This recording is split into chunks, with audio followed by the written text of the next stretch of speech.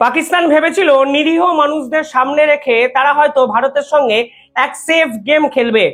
কালকে পাকিস্তান তাদের এয়ারবেস খোলা রাখে এবং সেই এয়ারবেসে কিছু প্লেনকে ওড়ায় তারা।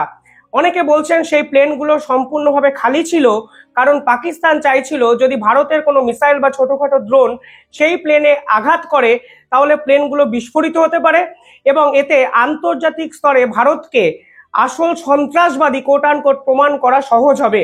এই প্লেন তারা তাদের এয়ারবেসে উড়িয়ে লাগাতার ভাবে ভারতের দিকে ড্রোন অ্যাটাক করে যায় পাকিস্তান।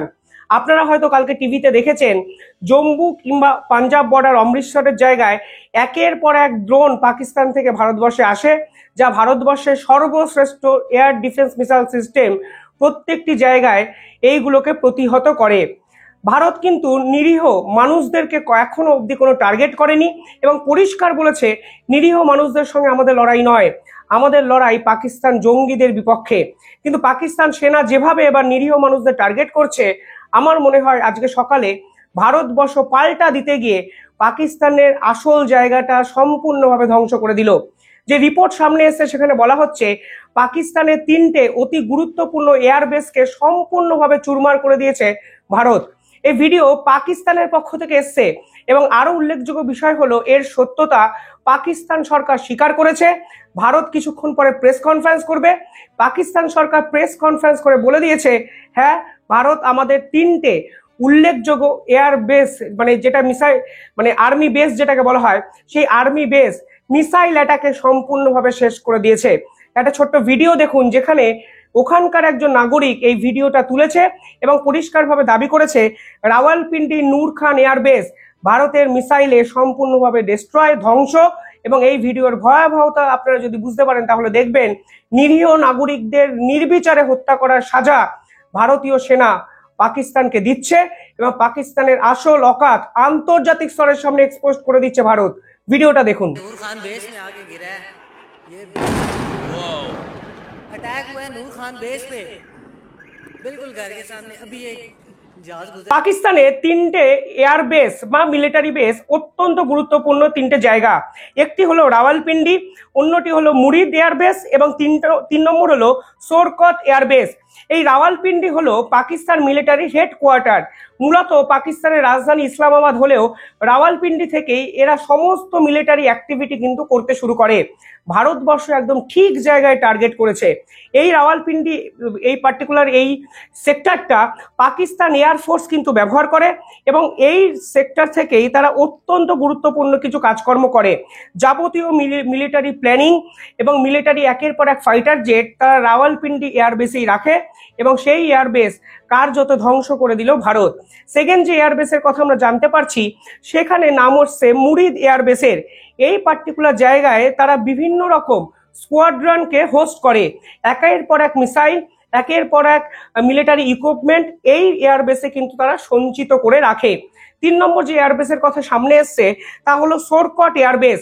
এই শোরকটেই কিন্তু পাকিস্তানের চাইনিজ JF-17 যে ফাইটার জেট আছে তা কিন্তু জমিয়ে রাখা হয়। তা ভারতবর্ষ আজকে মিসাইল স্ট্রাইকে সম্পূর্ণভাবে শেষ করে দিয়েছে। এবার পাকিস্তান এতটাই ফ্রাস্ট্রেটেড হয়েছে যে তারা অপারেশন সিন্দুরের পাল্টা আরো এক অপারেশন শুরু করে দিয়েছে এবং তার যে বিদঘুটে একটা নাম রেখেছে তা নিয়ে আন্তর্জাতিক স্তরে হাস্যরসের সৃষ্টি হয়েছে। কালকে পাকিস্তানের সেনাবাহিনী যে মুখপাত্র DGISPR, মানে তাদের যে মুখপাত্র, তিনি একটি প্রেস কনফারেন্স করেন। দেখেই বুঝতে পারবেন ঘুম ঘুম চোখে প্রেস কনফারেন্স করছে, বোঝাই যাচ্ছে তিনি ঘুমাচ্ছিলেন। হঠাৎ করে তাকে ডেকে তুলে হয়তো বলা হয়েছে চলো ভাই ভারতে মিসাইল অ্যাটাক করেছে, আবার ক্যামেরার সামনে কিছু ভুলভাল কথা বলতে হবে। তিনি ক্যামেরার সামনে কি বলেছেন আমি শোনাবো। তারা দেখবেন তারা স্বীকার করেছেন তাদের 3টে এয়ারবেস সম্পূর্ণভাবে ধ্বংস করে দিয়েছে ভারতীয় সেনা, যা সাম্প্রতিক সময় অপারেশন সিন্দুরের অন্যতম বড় সাফল্য। আন্তর্জাতিক স্তরে সেটাকে মানে মানে এক্লেম করছেন, বুঝছেন এবং নিঃসন্দেহে ভারতীয়রাও ভারতীয় সেনার এই কর্মকাণ্ডে গর্বিত অনুভব করবেন। DGISPR কি বলেছেন একবার শুনুন। उसने अपने तैयारों से फ़ज़ा से ज़मीन पर मिज़ाइल दागे हैं। नूर खान बेस पाकिस्तान एयरफोर्स की मुरीद बेस और शोरकोट बेस को निशाना बनाया गया है। अब तक की इत्तलात के मुताबिक अल्हम्दुलिल्लाह एयरफोर्स के एसेट्स तमाम महफूज हैं। এবার একটু বিশ্লেষণের জায়গায় আসি।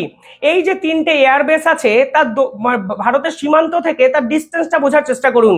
নূর খান এয়ারবেস তা ভারতের সীমান্ত থেকে ডিস্টেন্স হলো 150 কিলোমিটার।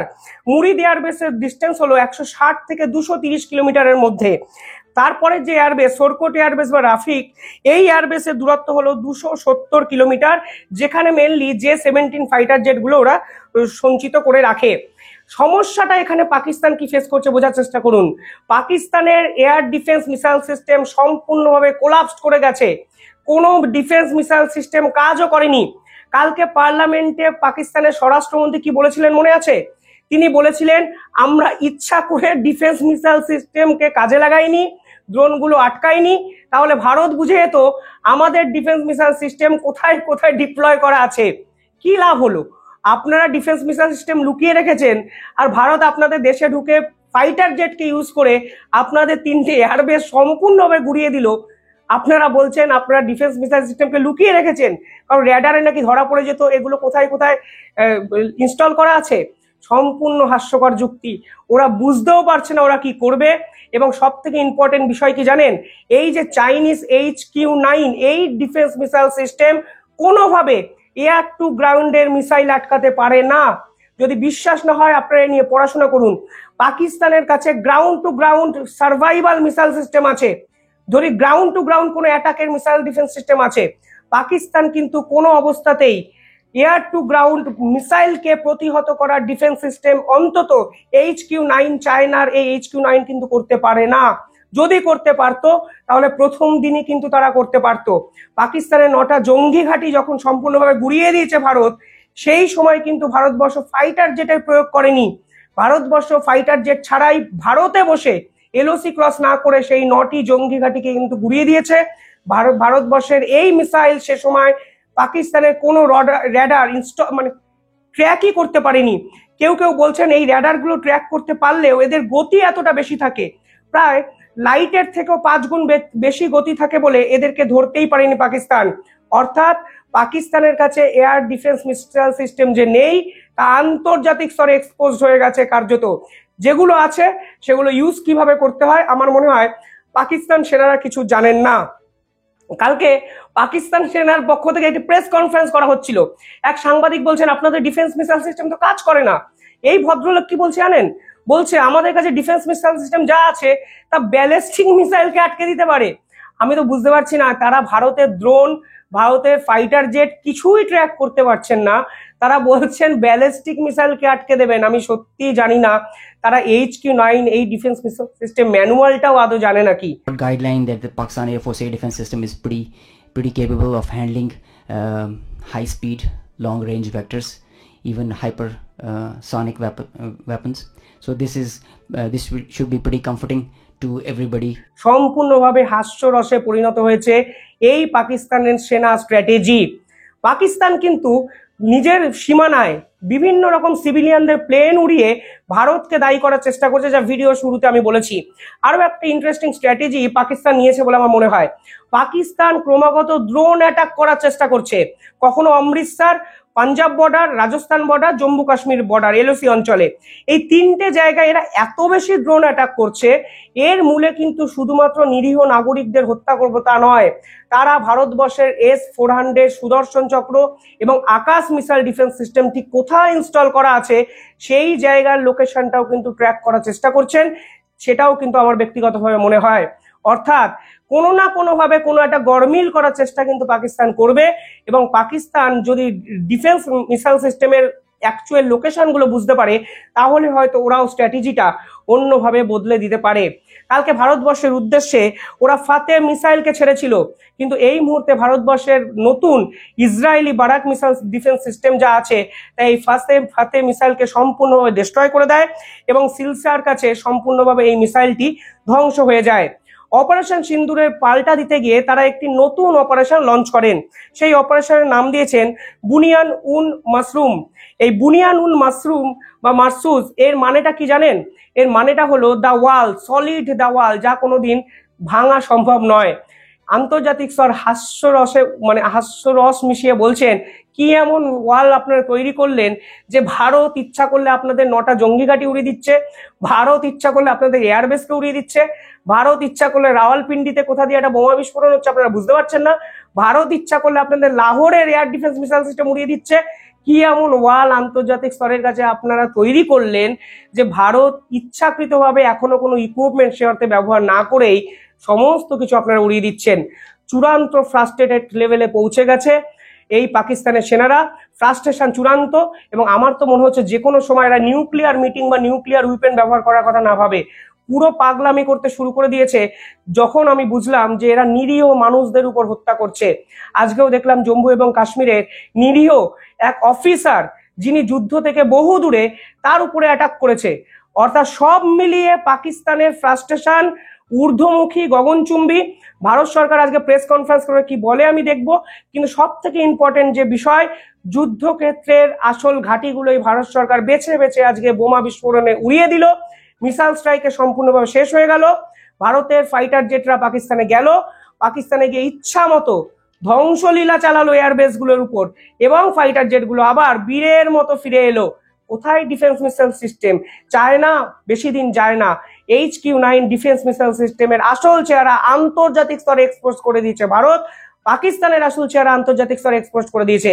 সব থেকে ইম্পর্টেন্ট বিষয় হলো, কালকে ভারতের প্রেস কনফারেন্সে বলা হয়েছে নিরীহ সাধারণ সিভিলিয়ানসদের তারা কিন্তু ইউজ করার চেষ্টা করছে, সীমান্ত রেখার উপর দিয়ে প্লেন ওড়াচ্ছে, তারা ওয়েট করছে কোনো না কোনো ভারতের অ্যাটাকে যদি একটা প্লেন ধ্বংস হয়ে যায় তাহলে আন্তর্জাতিক স্তরে ভারতের নামে বদনাম করতে পারবে।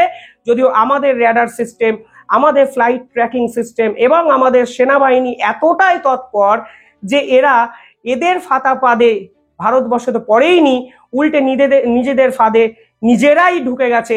কারণ পাকিস্তান এই মিসাইল স্ট্রাইকের পর তাদের ফ্লাইট এয়ার যেটা হয় এয়ার স্পেস তা বন্ধ করতে বাধ্য হয়েছে। অর্থাৎ সারাদিন অসংখ্য ডেভেলপমেন্ট আসবে, আমি ভিডিও বানাবো আপনাদের জন্য, অ্যাকচুয়াল আপডেট দেব, এবং যে কথাগুলো আজকে বললাম 100% অথেন্টিক। পাকিস্তান কনফার্ম করে দিয়েছে।